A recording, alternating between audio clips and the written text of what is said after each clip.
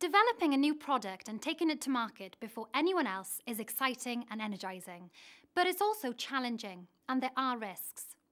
Did you know that in some market sectors, 3 out of 4 new products fail? Let me explain how you can increase your chances of success and help minimize the risks. Follow this structured development plan.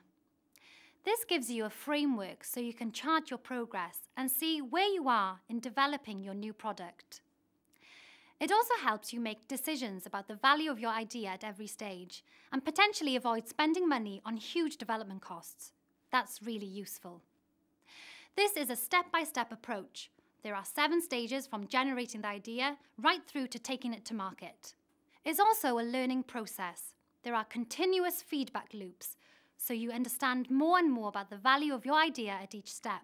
Using what you learn, you can go back and refine the idea and keep improving your chances of success. You can also make a go or no-go decision at every stage. Don't misunderstand me. This is not about throwing out ideas.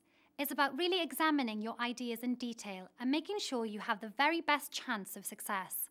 After all, as we've already heard, the failure rate is very high, even for big companies with lots of time, money, and resources to support them. If you follow the structured development plan, you'll increase your chances of launching a successful new product. Let's go through each of the 7 stages. There's much more detail on each step later in this module.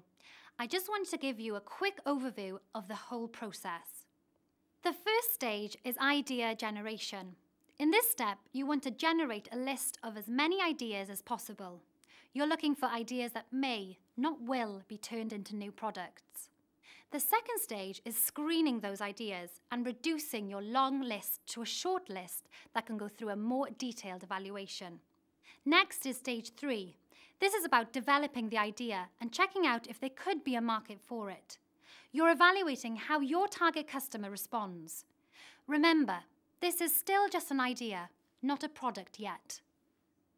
Stage 4 involves a more detailed analysis of the idea to see if it's likely to be profitable. Profit is the key. If your idea is unlikely to make a profit, you may want to reconsider. It may sound harsh, but it's better to know at this stage rather than spend a lot of time, money, and effort and find out later. At stage 5, you bring your product to life for the first time. This is when you will create a physical example, a prototype or mock-up. In fact, there may be several prototypes or mock-ups as you learn from each one. We're almost there now.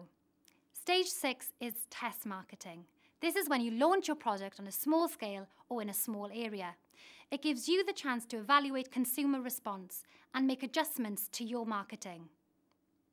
And the final stage, stage 7, is commercialization. This is when you go into full production and launch the product onto the market. The 7 stages may seem a long process, but it can stop you wasting time and resources. So increase your chances of success and use a structured development plan on all of your new product development. Good luck.